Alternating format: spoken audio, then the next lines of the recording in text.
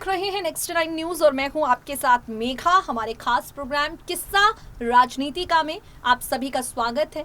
यूं तो किस्सा राजनीतिका में हम आपको सियासत के गलियारों में दबे कुछ पुराने किस्से सुनाते हैं। राजनीति का जो इतिहास है उसकी किताब में सुनहरे अक्षरों से जो कहानियां लिखी गई हैं वो हम आपको बताते हैं। लेकिन आज आपसे बात करेंगे शिवसेना के मुखपत्र सामना की।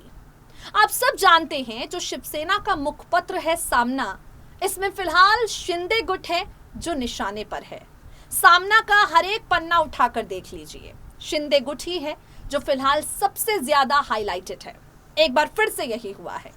आपको बता दें कि सामना की जो कमान है वो 2019 की विधानसभा चुनाव से पहले उद्धव ठाकरे के हाथों में थी, लेकिन जब 2019 में उद्धव ठाकरे मुख्यमंत्री बने तो ये कमान रश्मि ठाकरे के हाथों में चली गई। यानी शिवसेना को अभी जो ऑर्डर कर रही हैं, मॉनिटर कर रही हैं, वो रश्मि ठाकरे हैं। बीते दिनों महाराष्ट्र में जो कुछ भी हुआ है उस हलचल से आप पूर्ण रूप से रूबरू हैं। उद्धव ठाकरे ने, रश्मि ठाकरे ने, आदित्य ठाकरे ने अपने नाराज विधायकों को मनाने की पुरजोर कोशिश की, लेकिन नाराज विधायक नहीं माने। नाराज विधायकों ने एक बड़ा फैसला लिया, बीजेपी के साथ हाथ मिलाया, सरकार बनाई और एक दावा किया।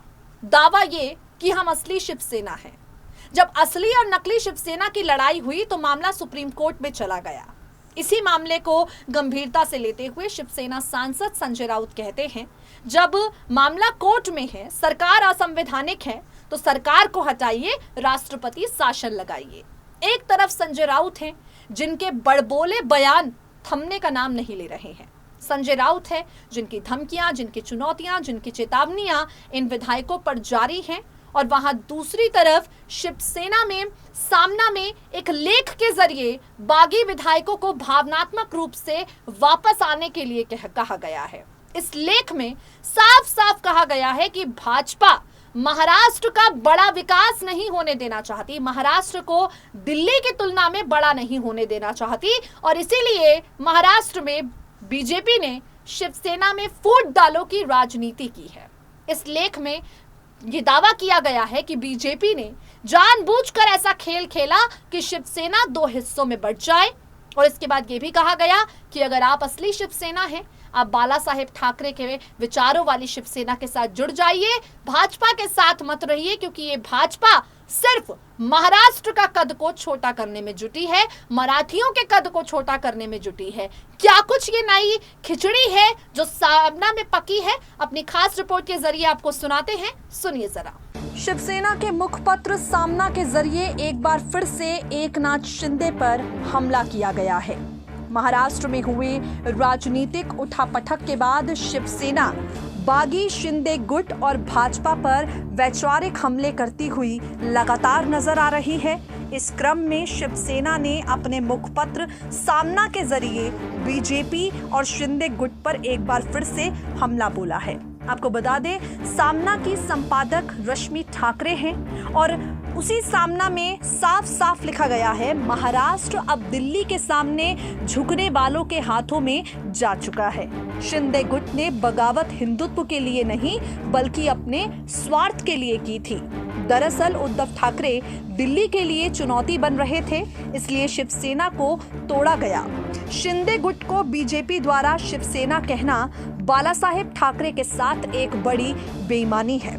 शिवसेना के मुखपत्र सामना में लिखा गया है, दिल्ली के बादशाह के दरबार में सिर नहीं झुकाना है। इस महज एक अभियान के मुद्दे पर शिव छत्रपति ने भरे मुगल दरबार में प्राणों की परवाह किए बगैर ही मराठों की अस्मिता की दिव्य प्रदर्शन किया, लेकिन आज उसी दिल्ली के दरबार में हमारे महाराष्ट्र को नष्ट कर दो कहते हुए मराठे ही शिष्टमंडल लेकर जा रहे हैं।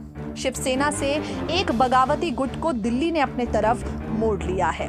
सामना में जो वार किया गया है शिंदे पर, भारतीय जनता पार्टी पर, वो यही नहीं रुका।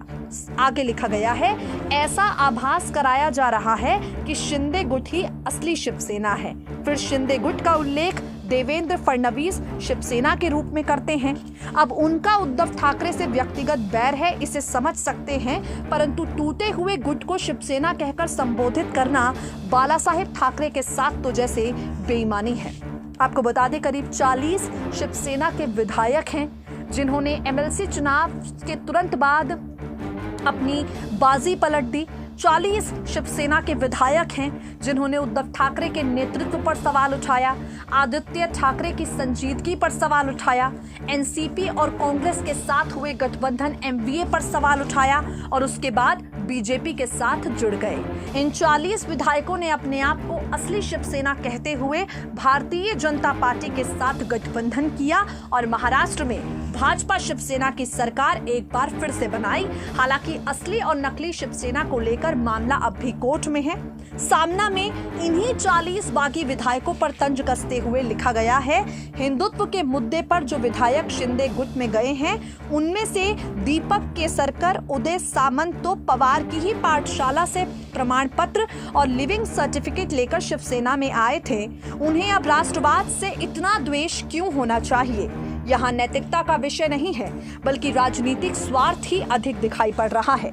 महाराष्ट्र का नेतृत्व स्वतंत्र रूप से बड़ा बने, इसे दिल्ली ने कभी स्वीकार नहीं किया।